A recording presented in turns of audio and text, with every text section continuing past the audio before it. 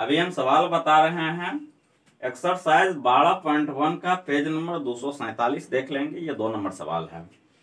ये आपको BTC math में भी है और दूसरी बात एनसीईआरटी मैथ में भी है।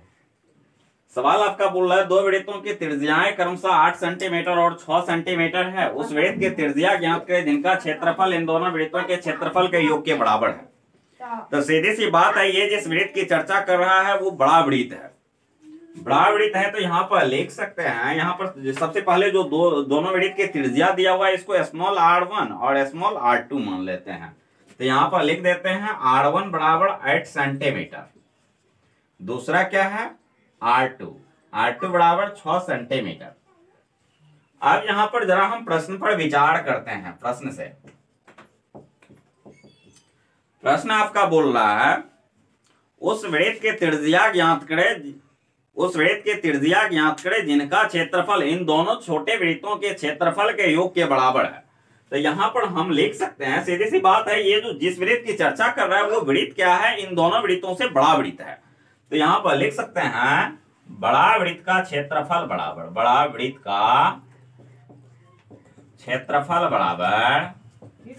दोनों छोटे वृत्त की क्षेत्रफल का योग। चलिए लिख दिए, जैसा प्रश्न बोल रहा था वैसा ही लिख दिए, क्योंकि ये प्रश्न ही बोल रहा है कि उस वृत्त की त्रिज्या ज्ञात करें जिनका क्षेत्रफल इन दोनों वृत्तों के क्षेत्रफल के योग के बराबर है। तो यहाँ पर लिख दिए बड़ा वृत्त का क्षेत्रफल बराबर मतलब दोनों छोटे वृत्त के क्षेत्रफल का योग। बड़ा वृत्त का क्षेत्रफल क्या होगा, इसका त्रिज्या भी तो बड़ा ही होगा ना। तो यहाँ पर लिख देते हैं पाई बड़ा आर स्क्वायर। वृत्त का क्षेत्रफल तो यही होता है ना, तो यहाँ पर लिख दिए पाई बड़ा आर स्क्वायर।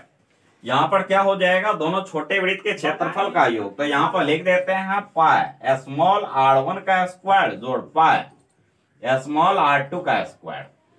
अब जरा देखिए ये पाई गुना में है, इधर जाएगा भाग में।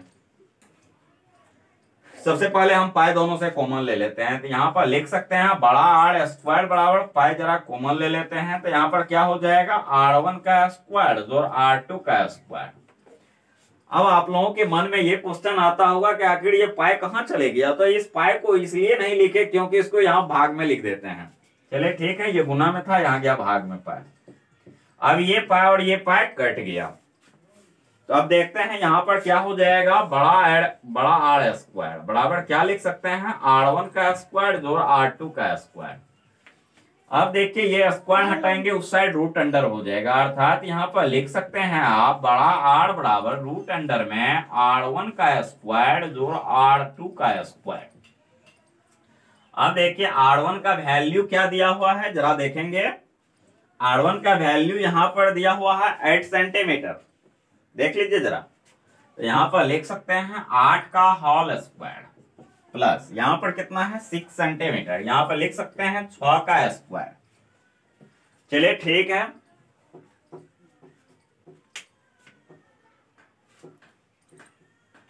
अब इसको जरा मिटा देते हैं, प्रश्न की आवश्यकता नहीं है लगभग।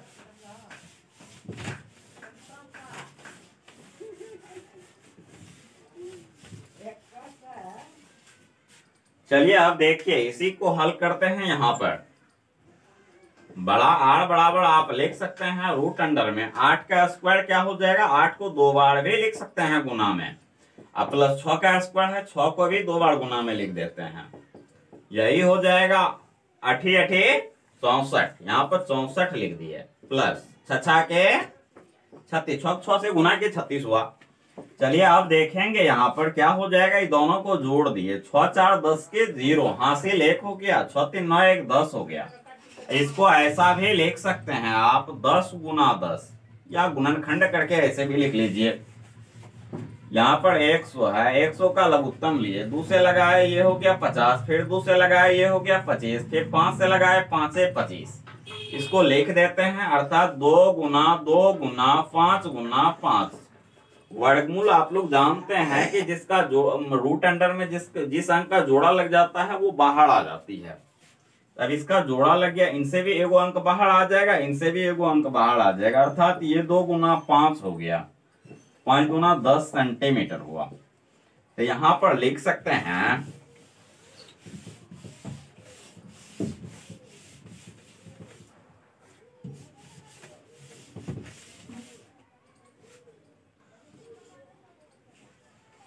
अतः